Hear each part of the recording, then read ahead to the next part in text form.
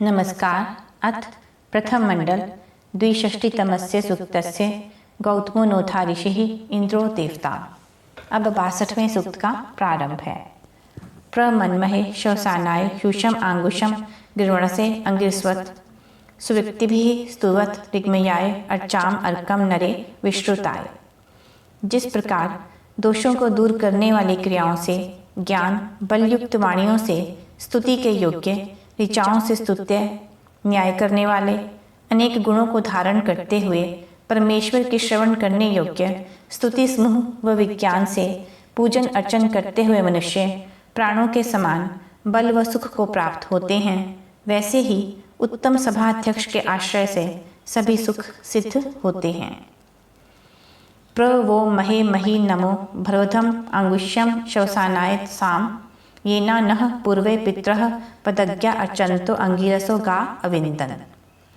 हे मनुष्यों, प्राण आदि विद्या और धर्म, अर्थ, काम और मोक्ष को जानने वाले बड़े ज्ञान युक्त सभा अध्यक्ष के लिए बहुत दुख नाश करने वाले विज्ञान युक्त नमस्कार सत्कार करते हुए पहले सब विद्याओं को पढ़ते हुए पूर्वज विद्वान जिस कर्म से धर्मयुक्त मार्ग पर चलते हुए सबके हित को धारण करते रहे हैं, वैसे तुम लोग भी करो।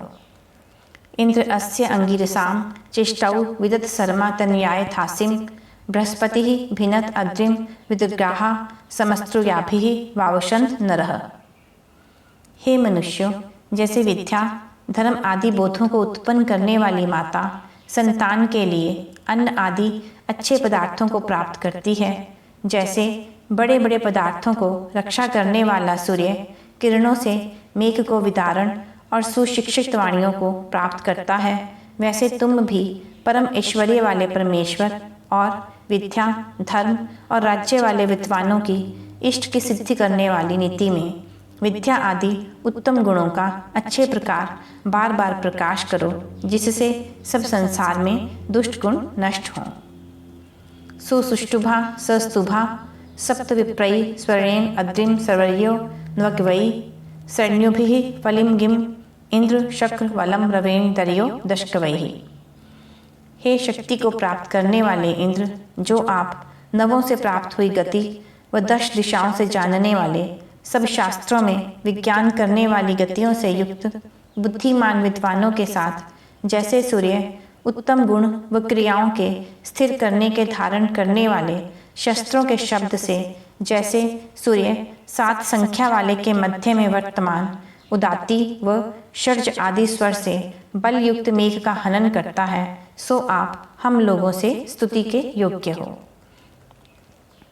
गृणानो अंगिरोभिः दस्म वि वरुषसा सूर्येण गोभिरन्धः वि भूम्या अप्रथ्य इंद्र सानु दिवो रज उपरम अस्तभायः। हे शत्रुओं के नाश करने वाले इंद्र, उपदेश करते हुए आप जैसे विद्युत विविध प्रकार से विस्तृत होती हुई प्राण प्रातः काल के सूर्य के प्रकाश तथा किरणों से अन्न को प्रकट करती है, वैसे धर्म, राज्य और सेना को प्रकट करो। जैसे सूर्य पृथ्वी में श्रेष्ठ प्रकाश के उत्तम भाग को सब लोकों में विस्तार युक्त करता है, वैसे शत्रुओं का बंधन करते हुए आप हम लोगों से स्तुति करने के योग्य हो।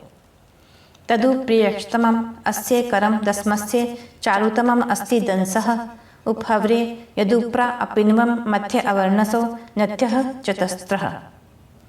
हे मनुष्यों, तुम लोगों को उचित है कि इस दुख नष्ट करने वाले व बिजली के कुटिलता युक्त व्यवहार में जो अत्यंत पूजने योग्य अति सुंदर विद्या व सुखों के जानने का हेतु कर्म है, उसको जानकर आचरण करना, व जिनके इस प्रकार के कर्म से मधुर जल, नदी और 4 दिशा सेवन व सेचन करती हैं, उनको विद्या से अच्छे प्रकार सेवन करना चाहिए।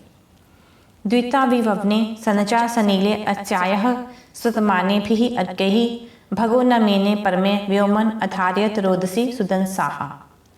जैसे विद्वानों से जो समीप स्तुति युक्त स्त्रोतों से स्नातन कारण से उत्पन्न हुई 2 अर्थात प्रजा और राजा को विशेष करके स्वीकार किया जाता है, वैसे अनायास से सिद्ध करने वाला सभाध्यक्ष जैसे उत्तम अंतरिक्ष में प्रकाश और भूमि को सूर्य मानता और धारण करता है, वैसे ही न्याय और विद्या को धारण करे। स्नात दिवम परिभूमा विरूपे पुनर्भवा युवती स्वेभिः एवैः कृष्णेभिः अक्तोषा रुष्टभिः वपुभिः चरतो अन्य अन्याः।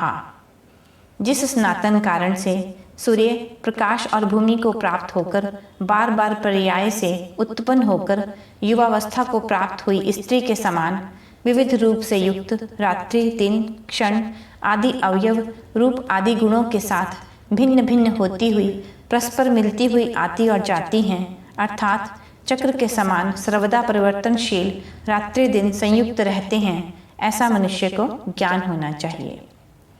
सनेमी सख्यम स्वपश्यमानः सुनुः दाधारः शवसा सुदंसाः अमासोचित दधीशे पक्वमन्तः पेयः कृष्णासु रुषत रोहिणीषु। जो उत्तम कर्मों को करते हुए के समान उत्तम कर्म युक्त शुभ गुणों की प्राप्ति करता हुआ तू जैसे सतपुत्र अपने माता पिता का पोषण करते हुए के समान रात्रि दिन प्राचीन मित्रपन के काल अवयवों को धारण करता और उत्पन्नशील सब प्रकार से पकी हुई और कच्ची औषधियों के मध्य में रस को धारण करता है, वैसे बल के साथ गृह आश्रम को धारण कर।